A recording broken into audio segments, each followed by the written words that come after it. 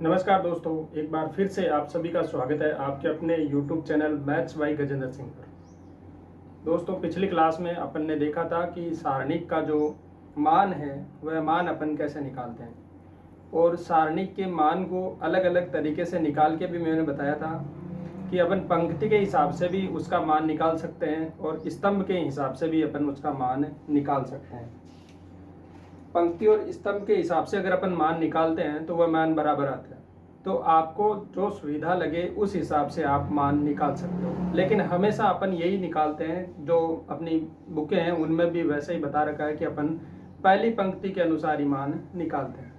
इसके साथ ही चिन्ह का भी उसमें बहुत बड़ा योगदान है कि चिन्ह अपने को कैसे लेना है, प्लस से स्टार्ट करना है, फिर अल्टरनेट चलना है, plus minus plus minus plus minus ऐसे चलना है। कॉलम में भी अपने को प्लस से स्टार्ट है तो माइनस लेना है, या माइनस से स्टार्ट है तो प्लस लेना है, फिर आगे चलेंगे तो माइनस आएगा। ठीक इसी प्रकार से यहाँ पर प्लस आएगा। अगर कोई सारणिक बनती है तो वो हमेशा ध्यान रखना, सारणिक जो है वो हमेशा कौन सी होगी, सारणिक है वो हमेशा वर्ग में होगी। सारणिक हमेशा वर्ग में होगी। जितने पंक्ति में जितने अवयव है उतने के उतने ही अवयव कहाँ होंगे, स्तंभ में होंगे। तो यह जो नॉर्मल सी बातें थी वो अपन ने पिछली क्लास में पढ़ी। आज अपन देखेंगे कि सारणिक का जो है अपन उप सारणिक कैसे निकालते हैं या सहखंड कैसे निकालते हैं। सारणिक का उप सारणिक और सहखंड निकालना। उप सारणिक और सहखंड में सिर्फ और सिर्फ किसका अंतर है, उप सारणिक और सहखंड में मान तो समान रहेगा लेकिन चिन्ह का मान है वो क्या रहेगा, परिवर्तित रहेगा। जैसे अगर मैं कहूं कि उप सारणिक की अगर अपन बात करें और एक है सहखंड,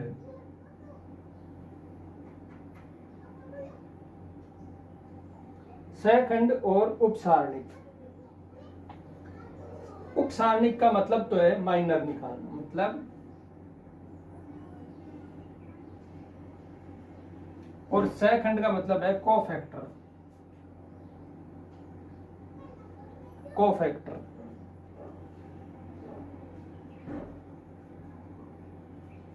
तो माइनर और कोफैक्टर की बात करेंगे। एक सारणिक लेते हैं अपन 3x3 का ले लेते हैं। जैसे 2x2 के सारणिक को भी ले सकते हो, कितनी भी ले सकते हैं। अपन एक उदाहरण के लिए 3x3 का सारणिक लेते हैं। देखो मैं एक सारणिक लेता हूं, 3x3 का ले लेते हैं। 1 -5 2। ठीक इसी प्रकार से 2 1 4, इसके आगे 3 7 और 5। ये अपने पास एक सारणिक है। इसका जो उप सारणिक अपन निकालते हैं तो उप सारणिक होगा 3x3 की सारणिक है तो उसके प्रत्येक अवयव का उप सारणिक बनेगा, और प्रत्येक अवयव का उप सारणिक होगा वो क्या होगा, उससे एक कम कोटि का होगा। जैसे ये 3 कोटि का है तो वो जो किसी भी अवयव का होगा वो 3 से एक कम, मतलब 2 कोटि का क्या होगा, सारणिक ही होगा। किसी अवयव के लिए अगर अपन देखेंगे तो उस अवयव के लिए अपने पास एक अवयव की है वो उप सारणिक निकालेंगे। तो उप सारणिक उस जो पहली अपनी सारणिक है, मुख्य सारणिक है, उस सारणिक से एक कम कोटि का प्राप्त होगा, पहली बात। दूसरी बात कि अपने को निकालना कैसे है, तो निकालने के लिए जो अपन अवयव लेते हैं उस अवयव को आडी और सीधी लाइन से काटना है। आडी और सीधी लाइन से काटने का मतलब ये है कि उस पंक्ति के सभी अवयव को छोड़ना है और उस स्तंभ के सभी अवयव को भी आपको छोड़ देना है।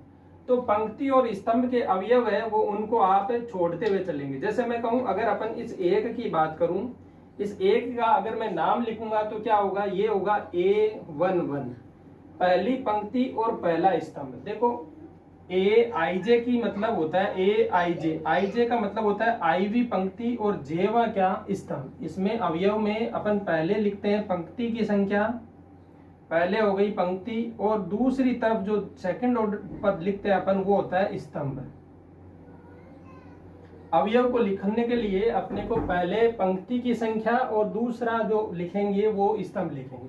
ठीक इसी प्रकार से अगर मैं इसकी बात करूं 5 की, तो 5 के लिए देखो पंक्ति कौन सी है, पहली दूसरी तीसरी, तो A पंक्ति तो है तीसरी।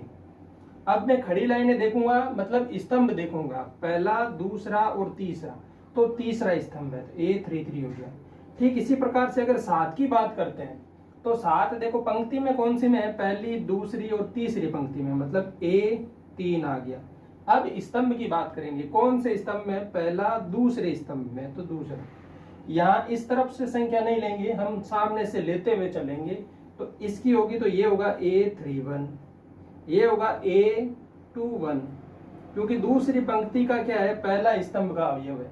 तो इस प्रकार से अगर बात करें तो मैं इसकी अगर कहूं कि इसका मुझे लेना है उपसारणिक, उपसारणिक लेना है तो मुझे ये स्तंभ काट देना है और ये पंक्ति काट देनी है। अब जो सारणिक बचा है वह सारणिक क्या होगा, A11 का क्या होगा, उपसारणिक होगा। जैसे मैं लिखूं A11 का उपसारणिक।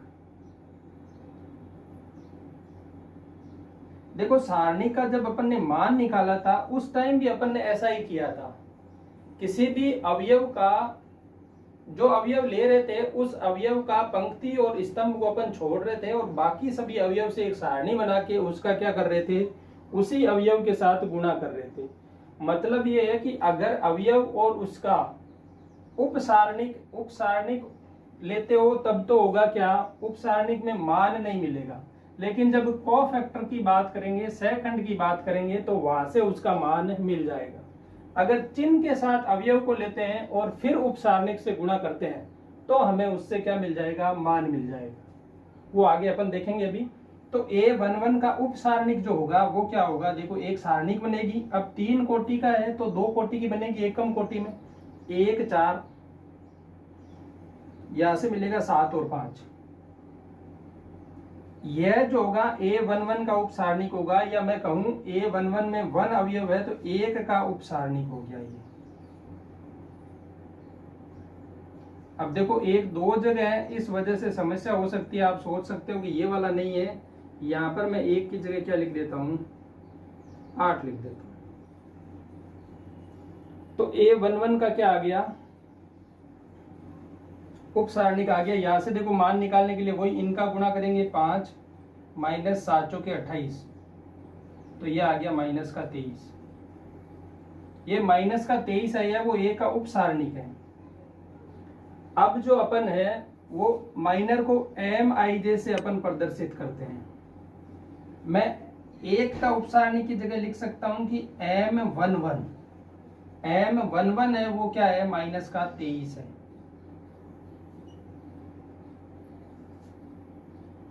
ठीक इसी प्रकार से अगर इसका A11 का उपसारणिक की बात, अगर सहखंड की बात करें, कोफैक्टर जो C से प्रदर्शित होगा, CIJ अपन लिखेंगे, इसको CIJ से लिखेंगे और इसके लिए अपन देखेंगे कि ये होता क्या है, -1 की पावर में आता है I+J, और उसके बाद है वो क्या आती है, जो अपन लेते हैं MIJ, वो आता है।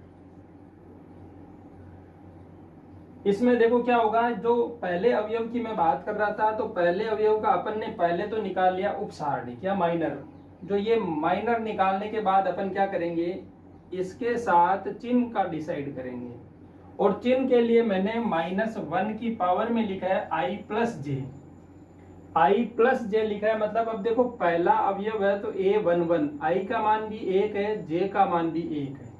तो मैं अगर बात करूंगा C11 की, तो वह होगी -1 की पावर 1 + 1 MIJ। यहां से C11 आएगा, वो देखो -1 की पावर 2, ये हो जाएगा प्लस, सीधा यही आएगा MIJ। और अब देखो MIJ क्या हो रहा है, MIJ क्या हो रहा है, ये यहाँ पर 1 था, अपन 1 ही देख लेते हैं। MIJ क्या हो रहा है, माइनस का 23 आ रहा है, क्योंकि मैंने यहाँ पे गुणा उसी टाइप से कर दिया, इसलिए मैंने वापस 1 ही लिया है ना। अब देखो ये MIJ है जो क्या आ रहा है, माइनस का 23 ही आ रहा है। मतलब जहां पर प्लस का चिन्ह आ रहा है अपने सारणिक में, वहां पर तो CIJ और MIJ क्या होगा, बराबर होगा। लेकिन जहां देखो अब इस दूसरे अवयव की बात करेंगे, M11 C11 अपन ने देख लिया, अब जो माइनस का चिन्ह आता है उस पर बात करेंगे। देखो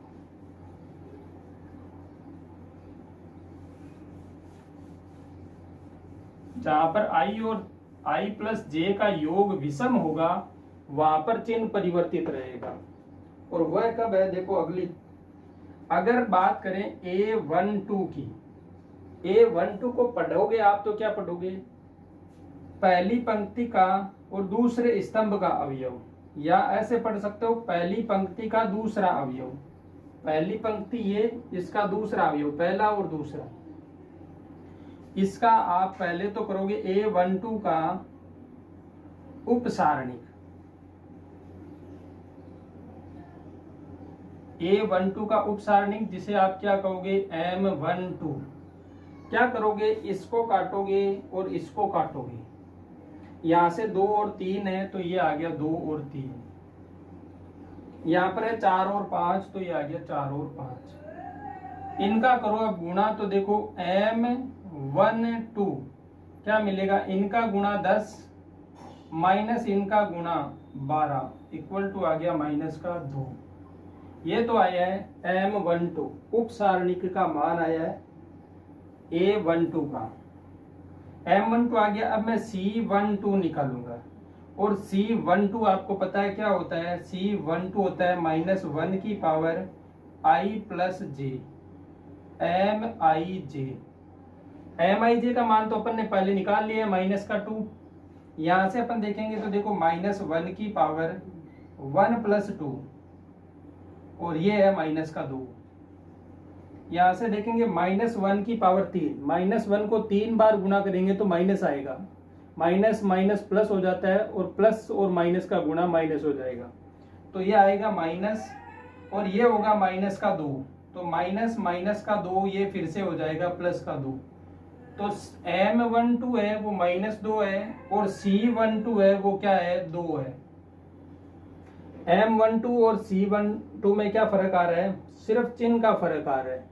और ये कब आएगा, जब I plus J, I plus J का मान क्या होगा, अगर I प्लस जे का मान विषम है तो आपको क्या मिलेगा, CIJ बराबर होता है -MIJ, जब I प्लस जे का मान विषम हो, और CIJ बराबर MIJ होगा जब I प्लस जे,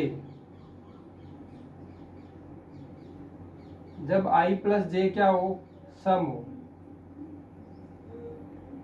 अब देखो इसी टाइप से उपसारणिक और सहखंड की मदद से अगर सारणिक का मान निकालना हो, उपसारणिक और सहखंड की मदद से सारणिक का मान निकालना हो तो कैसे निकालते हैं,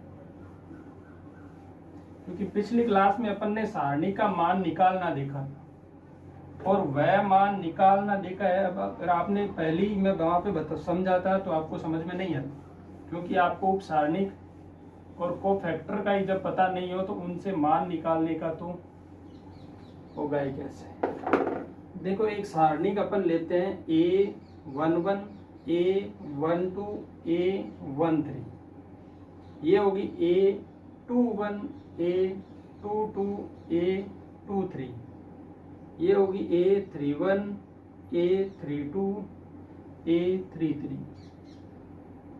इस सारणी का अपन मान कैसे निकाल रहे थे, मान निकालने के लिए यहां से शुरू कर रहे थे प्लस से, A11, इसके बाद इस स्तंभ और इस पंक्ति को छोड़ रहे थे और इसका क्या है सारणी का मान निकाल के इससे गुणा कर रहे थे, गुणा कर रहे थे इस टाइप से कि A22, ये A23, ये आएगा A32, ये है A33।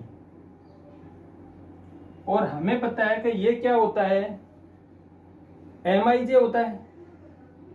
ठीक इसी प्रकार से जब दूसरे अवयव के पास अपन पहुंच रहे थे तो अपन लेते थे माइनस का, तो माइनस का तो आएगा A12, माइनस का तो आ गया A12, इसका गुणा करेंगे फिर से वही क्या होगा, देखो ये स्तंभ जाएगा और ये पंक्ति जाएगी तो A21 आएगा, A21, इसके साथ आएगा A23, फिर आएगा A31 और A33, A31 और A33। ठीक आगे अपन A13 का मान लेते थे तो प्लस में ही लेते हैं A13, और इसके साथ में क्या आएगा, ये पंक्ति गई, ये स्तंभ गया, तो ये वाली ये आएगी A21 A22 A31 A32, इस सारणिक का मान आएगा। अगर मैं इसे M1 Mij में कन्वर्ट करता हूं तो ये तो होगा A11 और उसका साथ में आ जाएगा M11, ये होगा क्या माइनस का A12, ये आ जाएगा माइनस का M12, ये होगा A13 और ये होगा M13। क्योंकि M के साथ अपन ने को माइनस का कोई डिसाइड नहीं करना होता है, और Cij अब ये तो देखो एक मान हो जाता है कि अगर अपने को सारणिक का मान निकालना हो, सारणिक का मान निकालना हो तो उसके अवयव पंक्ति के और उन अवयवों को संगत जो उप सारणिक का मान है उससे गुणा करते हुए लिखना है। सारणिक के मान में यही होता है कि अवयव लेते हैं और उसके उप सारणिक का गुणा कर देते हैं, चिन्ह अपने को अवयव के साथ ही लेना है। या अगर दे रखा होगा देखो Cij बराबर क्या होता है, -1 की पावर में i प्लस j, और इसके साथ आता है Mij। यहाँ M11 है मतलब 1 + 1 2, तो Cij भी वही होगा, C11 हो गया। यहाँ पर देखो A12 है, M12 मतलब i प्लस j का मान होगा 3, तो 3 होगा, तो यहाँ पर देखो माइनस के साथ आएगा तब Cij लगेगा। इस माइनस को अपन M12 के साथ भेज देते हैं, यहाँ पर तो रहेगा प्लस का A12 और ये पूरा हो जाएगा C12। M13 4 हो रही है, जोड़ने पर 4 हो रही है, मतलब ये माइनस वाला प्लस का 1 हो जाएगा, तो सीधा आ जाएगा A13 C13। तो अगर आपको उप सारणिक दे रखा होगा अवयव के साथ, तब तो अपने को ये वाले मान से अपने को सारणी का मान मिल जाएगा। और अगर सहखंड दे रखा है तो अपने को सिर्फ और सिर्फ उसको अवयव से गुणा करना है, चिन्ह का भी ध्यान नहीं देना है। चिन्ह के साथ गुणा करेंगे जब उप सारणिक दे रखा हो। उप सारणिक दे रखा है तब तो अपने को अवयव को चिन्ह में ध्यान में रखते हुए उठाना है, और जब सहखंड दे रखा हो तो अपने को सीधा अवयव को ही गुणा करना है, जैसा अवयव है वैसा ही गुणा कर देना है, अपने को सारणी का मान मिल जाएगा।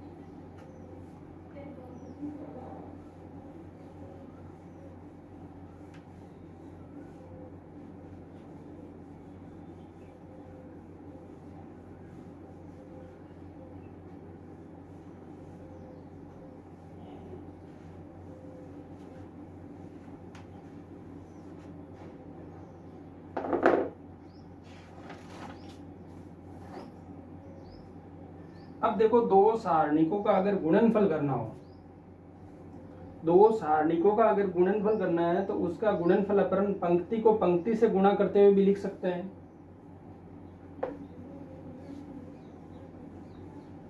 स्तंभ को स्तंभ से गुणा करते हुए भी लिख सकते हैं, पंक्ति को स्तंभ से गुणा कर सकते हैं और स्तंभ को स्तंभ से गुणा कर सकते हैं। देखो सारणिकों का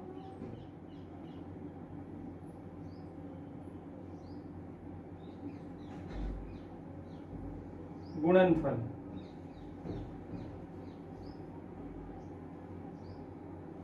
सारणिकों का गुणनफल अगर निकालते हैं तो इसके लिए 4 तरीके हैं।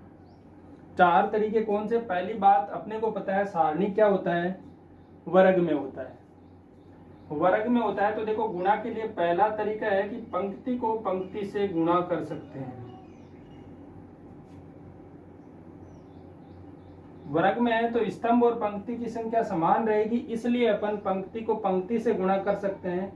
आगे अपन देखेंगे मैट्रिक्स की, जब वे बात करेंगे तो वहां पर अपन देखेंगे कि सारणिक को मैट्रिक्स को दूसरी मैट्रिक्स से अगर गुणा करना हो तो वहां पर अपने को पंक्ति और स्तंभ की संख्या का ध्यान रखना होगा। इस हिसाब से वहां पर चेंज रहेगा। यहाँ पर पंक्ति को पंक्ति से कर सकते हो। दूसरी बात, पंक्ति को स्तंभ से गुणा कर सकते हो।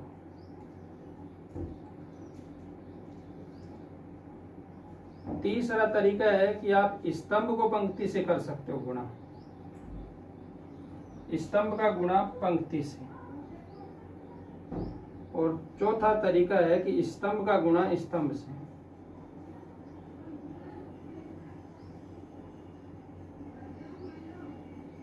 स्तंभ का गुणा स्तंभ से। तो ये 4 तरीके हैं अपने पास कि अपने को किसी सारणिक का अगर गुणा करना हो तो देखो सबसे सुविधाजनक है वो ये रहेगा, पंक्ति का गुणा पंक्ति से। पंक्ति का गुणा पंक्ति से सबसे सुविधाजनक भी है।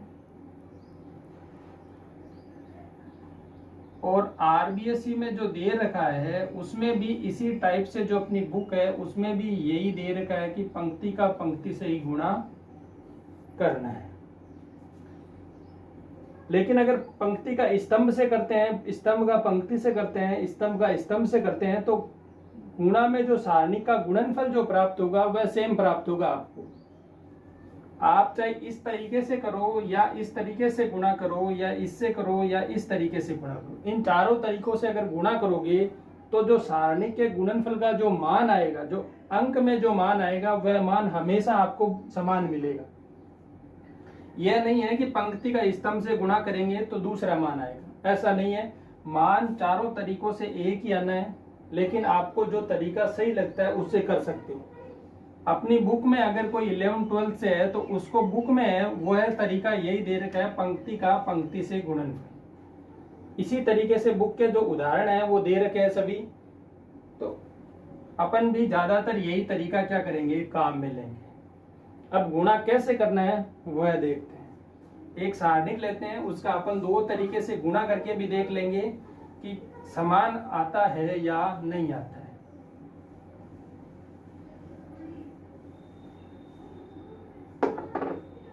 देखो सारणिक लेते हैं अपन एक, वह अपने पास है 2 - 3 1 और 4। दूसरी सारणिक लेते हैं अपन एक, वह है -5 1 7 और 2। ये 2 सारणिक है। पहले मैं पंक्ति का पंक्ति की तरफ से ही गुणा करता हूं। पंक्ति का पंक्ति के हिसाब से ही गुणा करेंगे तो देखो अपने को एक सारणिक मिलेगी दूसरी। इस पंक्ति के अवयव को इस पंक्ति के अवयव से गुणा करके पहले अवयव की जगह लिखेंगे। फिर इसी पंक्ति को दूसरी पंक्ति से गुणा करते हुए दूसरे पंक्ति के दूसरे अवयव की जगह लिखेंगे। फिर दूसरी पंक्ति को पहली पंक्ति से गुणा करेंगे और दूसरी पंक्ति का पहला अवयव होगा। फिर दूसरी पंक्ति को दूसरी पंक्ति से गुणा करेंगे तो यहाँ पर भी दूसरी पंक्ति का दूसरा अवयव आएगा। जैसे देखो इसको लेके चलना है, पहली पंक्ति के पास गुणा करते हुए प्लस करते हुए यहाँ पर लिख लेंगे। देखो 2 का गुणा करेंगे -5 से तो होगा क्या, -10। फिर प्लस करेंगे -3 का गुणा 1 से तो हो जाएगा -3। पहली पंक्ति का पहली पंक्ति से हो गया। अब पहली पंक्ति का दूसरी पंक्ति से गुणा करेंगे। 2 का करो 7 से गुणा 14, 3 का करो 2 से गुणा 6 -6। पहली पंक्ति का दोनों पंक्तियों से गुणा हो गया। अब दूसरी पंक्ति को लेके चलेंगे पहली पंक्ति के पास। 1 का गुणा -5 से -5, 4 का गुणा 1 से +4, 1 का गुणा 7 से तो 7, 4 का गुणा 2 से तो 8। ये एक दूसरी अपने को सारणिक मिल गई। इसको आगे देखो प्लस माइनस करते हुए सोल्व करते हैं। 10 और 3 -13 हो गई है। 14 में से 6 गए तो 8 हो गए ये। यहाँ पर देखेंगे तो ये -1 हो गया, ये 15 हो गई। गुणा करते हुए लिखेंगे, देखो माइनस का है कौन सा, -13 × 15 करेंगे। यहाँ पर जो मान आएगा वो आएगा -13 × 15। फिर घटाते हुए लिखते हैं अपन और इनका गुणा करते हुए। 8 का -1 से करेंगे तो -8। इनको गुणा करो, देखो 15 × 45 4 और 15 और 4 19। ये किसके आए? माइनस के। यहाँ से देखो माइनस माइनस प्लस, ये 8।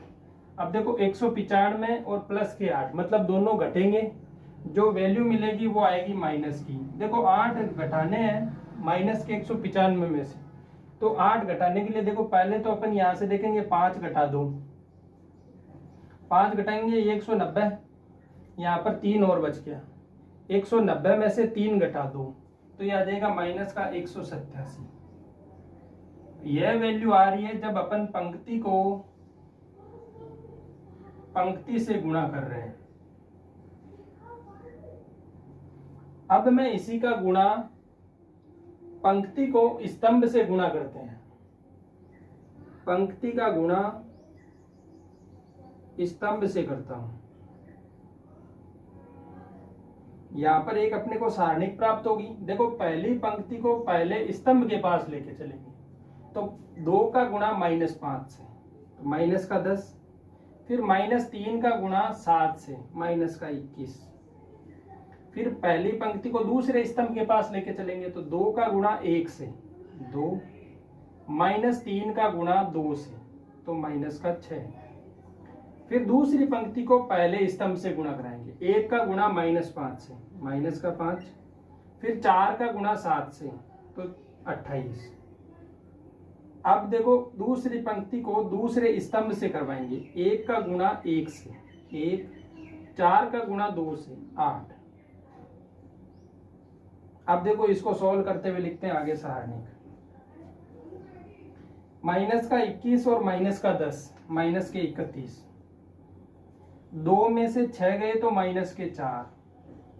यहां देखो 28 में से 5 गए तो प्लस के 23, ये कितने हो गए? 9।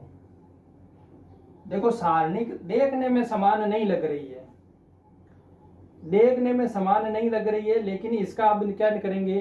अंक जो है सारणी का मान निकालेंगे।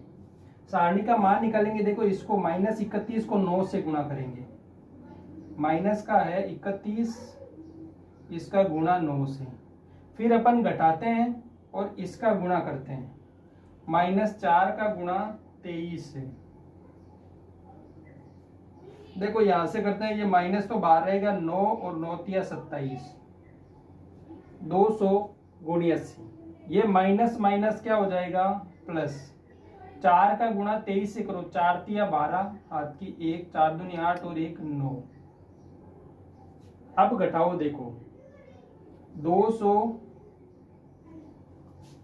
गुणी 80 में से अगर आप 92 घटाते हो, 9 में से 2 जाएंगे तो आपके पास 7 रहेंगे, फिर यहाँ 17 में से 9 जाएंगे तो 8 रहेंगे, 1 कम हो गया, 1 रहेगा, मतलब आ क्या रहा है? देखो माइनस का 187।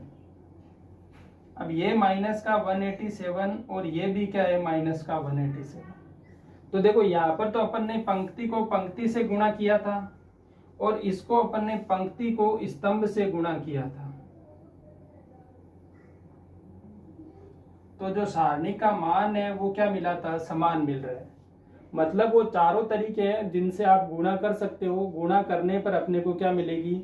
जो फाइनली आंसर है वो समान मिलेगा, सारणी का मान समान आएगा। सारणी के अंक जो अवयव है वो समान हो ये जरूरी नहीं है, लेकिन सारणी का मान क्या होगा? बराबर मिलेगा।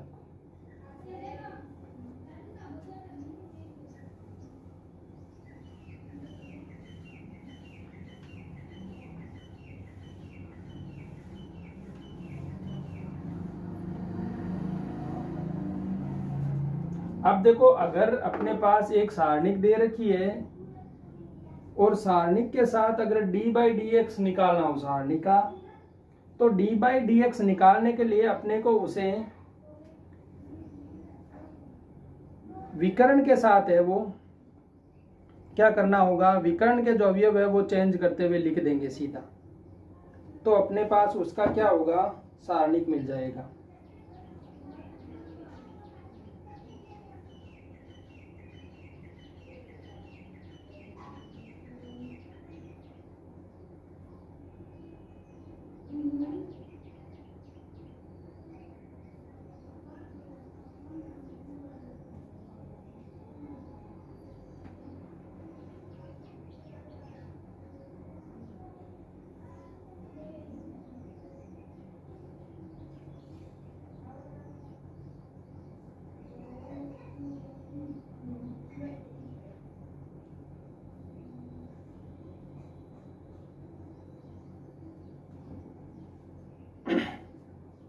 देखो अगर किसी सारणिक का,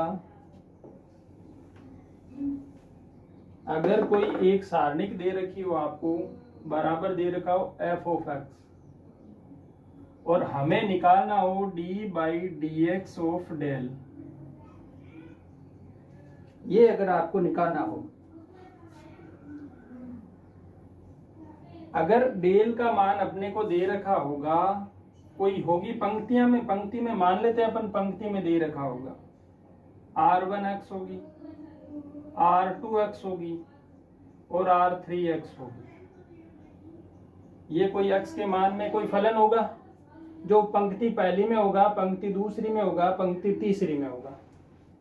तो अपने को जो सारणिक निकालनी है वो सारणिक कैसे निकलते हैं, यहाँ पर d अपॉन डी एक्स और ये जो डेल होगा, इसके लिए अपने को देखो पहले लिखना है d by D X of r1 x, पहली पंक्ति का अवयव, पहली पंक्ति का अवकलन करना है और दूसरी और तीसरी पंक्ति को छेड़ना नहीं है, एज इट इज लिख देना है। फिर अपन प्लस करेंगे, अगली बार अपन दूसरी पंक्ति का क्या करेंगे, r1 तो एज इट इज रहेगी, दूसरी पंक्ति है उसका अवकलन करेंगे। फिर r2 का कर दिया और r3 एज इट इज। अगली बार जो होगी उसमें अपन क्या करेंगे, पहली और दूसरी सेम रहेगी और तीसरी का क्या कर देंगे, अवकलन कर देंगे। यहां से देखेंगे, देखो पहली है वो पहली पंक्ति का हो गया, इसमें दूसरी पंक्ति का हो गया, इसमें तीसरी पंक्ति का हो गया। मतलब अगर कोई सारणिक है और उसका अवकलन करना है तो अवकलन के लिए अपने को एक एक पंक्ति को लेके हुए चलना है। जैसे अपन एक सारणिक उठाते हैं और फिर अपन उसके मान जो देखते हैं, अवकलन से जो वैल्यू मिलेगी वह देखते हैं। सारणिक का मान जो दे रखा है वह देख लेते हैं, उसके बाद देखेंगे कि उसका अवकलन है वो कैसे करेंगे। देखो एक सारणिक है e की पावर x साइन x और है 3, फिर आगे है एक्स स्क्वायर 5x और यहाँ है log x।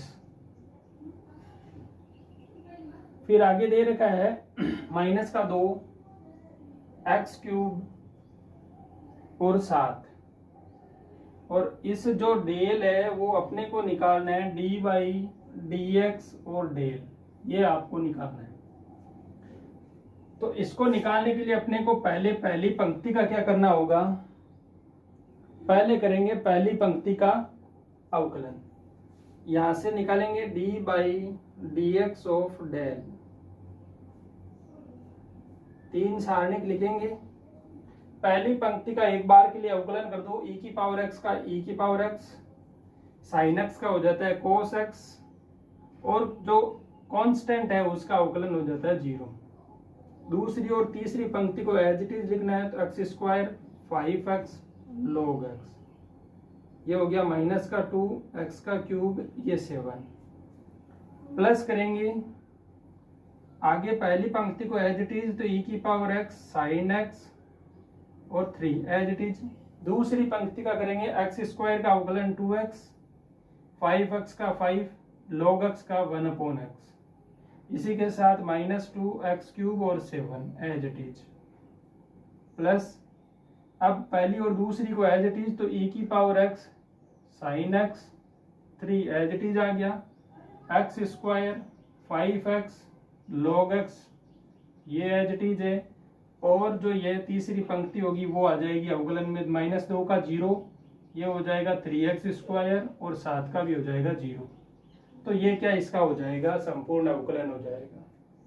मतलब अवकलन जब अपने को इसका निकालना है तो इसे क्या करेंगे, पहले सारणिक में पहली पंक्ति का, दूसरी सारणिक में दूसरी पंक्ति का, तीसरी सारणिक में तीसरी पंक्ति का क्या करेंगे, अवकलन करेंगे।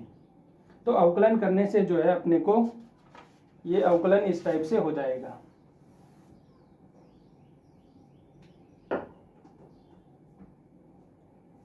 अब देखो अगर सारणिक में किसी सारणिक का मान दे रखा हो और उस सारणिक में, यहाँ देखो एक मैं दूसरी सारणिक लेता हूं और उसका अवकलन अगर निकालना हो, जैसे e की पावर x साइन x और एक अवयव है x स्क्वायर प्लस 1, यहाँ पर है 5 माइनस 1 4, ये है 2 3 7, और आपसे कहा है डी बाई डी एक्स और डेल निकालो। बताओ, सीधा पूछ सकता है कि इसमें कितने सारणिक बनेंगे, तो वह बात भी हो सकती है, या फिर कह सकता है कि इसका मान बताओ, तो वह भी निकालना है। देखो पहले करेंगे पहली पंक्ति का अवकलन, इसका अवकलन करके लिखेंगे e की पावर x का e की पावर x, साइन x का हो गया कोस x, x स्क्वायर का हो गया 2x, 1 का हो गया 0। दूसरी और तीसरी एज इट इज लिखनी है,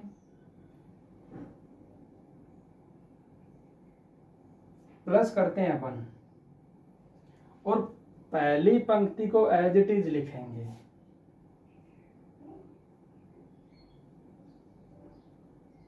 दूसरी पंक्ति का अवकलन करो, 5 का अवकलन 0, माइनस 1 का अवकलन 0, 4 का अवकलन 0।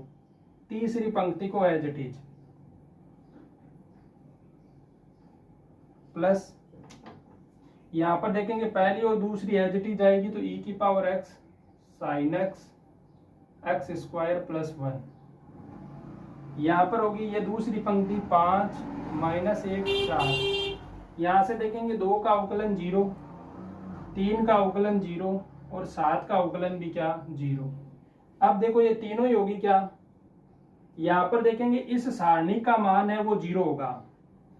किसी भी सारणी का अगर एक पूरा स्तंभ या पूरी पंक्ति अगर उसके अवयव 0 है तो उस सारणी का मान हमेशा 0 होता है। इसके देखो ये दूसरी पंक्ति के सभी अवयव 0 है, मतलब ये क्या हो गई 0। इसके देखो तीसरी पंक्ति के सभी अवयव 0 है, तो इसका मान भी हमेशा 0 आएगा। हमने कहा था कि पहली पंक्ति के हिसाब से अपन क्या कर सकते हैं, मान निकाल सकते हैं। अपन इस पंक्ति के हिसाब से भी तो मान निकाल सकते हैं। अगर मैं इस पंक्ति के हिसाब से मान निकालूंगा तो पहला पद होगा 0, और उसके सहखंडज से अगर मैं गुणा करूंगा तो सहखंडज भले ही कुछ भी आए, 0 से गुणा करने पर तो वह 0 हो जाएगा। दूसरे अवयव का भी फिर से मैं 0 से गुणा करूंगा तो वो सहखंडज भी 0, और तीसरे का भी 0 से गुणा करूंगा तो पूरा 0। मतलब इस सारणी का मान हमेशा 0 आएगा, भले ही आप किसी भी पंक्ति और किसी भी स्तंभ से इसका मान निकाल सकते हो। लेकिन हमें ध्यान रखना है, अगर एक पंक्ति के सभी अवयव 0 हो या एक स्तंभ के सभी अवयव 0 हो तो उस सारणी का मान हमेशा 0 होता है। ठीक इसी प्रकार से इसका भी मान 0 हो जाएगा, क्योंकि मैं इसे तीसरी पंक्ति के हिसाब से मान निकालूंगा तो हमें साफ नहीं दिख रहा है कि 0 से किसी का गुणा करेंगे तो वह पूरा 0 हो जाएगा। इसके अवकलन में ये एक ही सारणी का आएगी और इस सारणी का मान ही क्या होगा, इसका अवकलन होगा। तो संख्यात्मक मान वाले जो है, अगर किसी भी अचर मान से अगर कोई है तब तो अपने को देखना है कि उसमें कितनी पंक्तियां अचर से। अगर एक पंक्ति पूरी भी अचर की है तो वहां कांस्टेंट का क्या होता है, अवकलन 0 हो जाता है, और अवकलन जब 0 हो जाता है तो पूरी पंक्ति 0 हो गई, मतलब उस सारणी का मान भी 0 हो गया।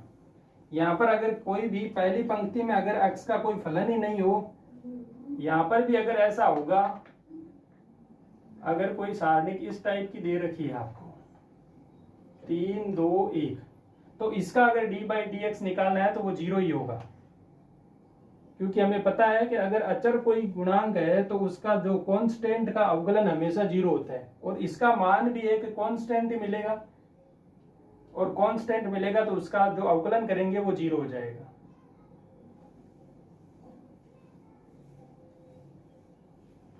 या आप सारणी का मान निकाल के उसके बाद उसका अवकलन कर सकते हो। तो भी अपने को देखो यहाँ पर जो वैल्यू आ रही थी, इस वैल्यू का अपन सारणी को फिर से इसका मान निकालेंगे, और जब इसका मान निकालोगे तो फाइनली जो अवकलन में अपने को मिलता है वह मान मिलेगा। लेकिन अपने को पंक्ति के हिसाब से अवकलन आसानी से हो जाएगा, क्योंकि सिंगल फंक्शन रहेगा। वरना अगर गुणा करके मान निकालोगे तो उसमें है वो 3 या जितने कोटि की होगी उतने फंक्शन एक साथ गुणा में होंगे, और फिर गुणा वाला अवकलन का फॉर्मूला लगाना होगा, जिससे अच्छा आप पहले अवकलन कर दो, उसके बाद उसका मान है वो निकाल लो।